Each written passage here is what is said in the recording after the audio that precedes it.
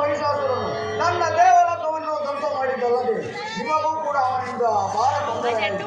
ಎಲ್ಲಿಯ ಈ ಪರಶುವನ್ನು ಹೊರತ ಬಗ್ಗೆ ಯಾರೇನು ಮಾಡಲು ಸಾಧ್ಯವಿಲ್ಲ.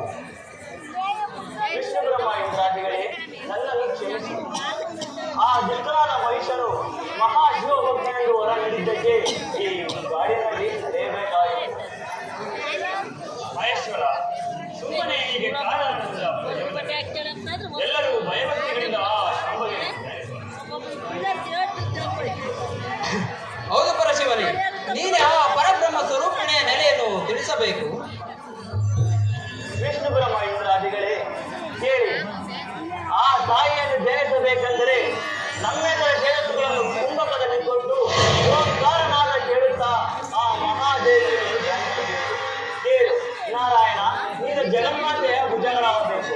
ಬ್ರಹ್ಮದೇವ, ನೀನು ಆಕೆಯ ಗಂಡ ಪಂಚಿಗಳಾಗಬೇಕು. ಮಹೇಂದ್ರ, ನೀನು ಮಹಾದೇವಿಯ ಕಟಿವರ್ಣಾಗಬೇಕು. ಯಮವರ್ಣಾದಿಗಳು ಗಗನವಾಗುತ್ತಾರೆ. ನಾನು ಪರಾಶಕ್ತಿಯ ಕೇಶವಾಗಿ ಸೂರ್ಯಪ್ರಭೆಯ ಕೇಶವಾಗುತ್ತೇನೆ. ಈ ಪಾತಾಳಗಳು ಪಾಡಲಾಗುತ್ತವೆ. ನನ್ನ ಕೈಲಾಸಗಿರಿಯೇ ಕಿರೀಟವಾಗುತ್ತದೆ. ಸಹಸ್ರ ಕರಗಳು ಅನೇಕ ಅಸ್ತ್ರಶಸ್ತ್ರಗಳಿಂದ ಪ್ರಜ್ವಲಿತವಾದ ಸುಂದರ ರೂಪದ ಮಹಾತಾಯಿಯನ್ನು ಹಿಮಗಿರಿಗೆ ಹೋಗಿ ಧ್ಯಾನಿಸೋಣ. ಪರಮೇಶ್ವರ, ನಿನ್ನ ಉಪಕಾರಕ್ಕೆ ಚಿರಋಣಿ. ನಮ್ಮ ಆ ಓಂಕಾರ ರೂಪಿಣಿಯನ್ನು ಮತ್ತೆ ಕಾಣುವಂತೆ ಮಾಡಿದ ನಿನ್ನ ಉಪಕಾರಕ್ಕೆ ಚಿರಋಣಿ.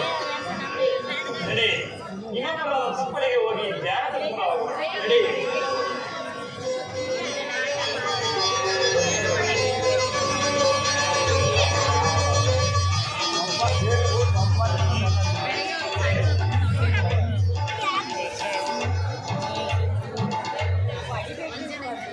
ಪರಮೇಶ್ವರ, ಇದೇ ಆ ಆದಿಶಕ್ತಿಯನ್ನು ಧ್ಯಾನಿಸಲು ಸೂಕ್ತವಾದ ಸ್ಥಳ. ಹೌದು ವಿಷ್ಣು ಬ್ರಹ್ಮರೇ, ಇದೇ ಮಹಾಶಕ್ತಿ ಇರುವ ಸ್ಥಳ. ನಿಮ್ಮ ತೇಜಸ್ಸುಗಳನ್ನು ಇಚ್ಛಾಶಕ್ತಿಗಳನ್ನು ಮನಸ್ಸಿನಲ್ಲಿ ತುಂಬಿ ಆ ಕರುಣಾಮಯಿಯನ್ನು ಧ್ಯಾನಿಸಿ. ಆ ಕರುಣಾಮಯಿ ಶಂಕರಿ ನಮ್ಮ ಮೊರೆಯನ್ನು ಕೇಳಿ ಬಂದೇ ಬರುವಳು. ಪ್ರಾರ್ಥಿಸೋಣ. ಮಹಾದೇವಿ, ಮಹಾಲಕ್ಷ್ಮಿ, ಸಚ್ಚಿದಾನಂದಳೆ, ಮಧುಕೈಟ ಬಾರಿ, ಓಂಕಾರ ರೂಪಿಣಿ, ಚಿನ್ಮಯಾತ್ಮಳೆ, ಚಿದಾಭಾಸಳೆ,